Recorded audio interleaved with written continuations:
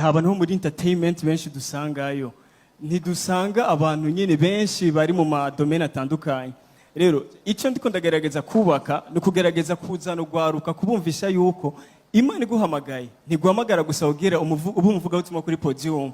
Aburahamu nta podium yari afise. Aburahamu yari mu businessman. Mose bakunda kuvuga ngo yari mu prophet, mugani yari mu prophet gusa, yari mu chef d'une nation, yari umukuru w'ihanga, donc yari umunyepolitike. Turabona abantu batandukanye nka Dawidi, yari umunyepolitike. Donc icyo ndiko ndagerageza rero gukora ubu no kuzana abajene kubatahuza yuko Imana iguhamagaye, menya umusozi wawe. Turakeneye abantu muri entertainment. Reka ndabakorero gasanzwe. Nta dessin anime jewe nshobora kuronka zitanu no kwereka mutoyi wanje. Kubera dessin anime zose kuziriko zirasohoka, zirimo homosexualite, zirimo ntuze witchcraft. Kubera iki abakizwe tuguma dusenga mugabo ntidukora ama dessin anime alors que abo bana batoyi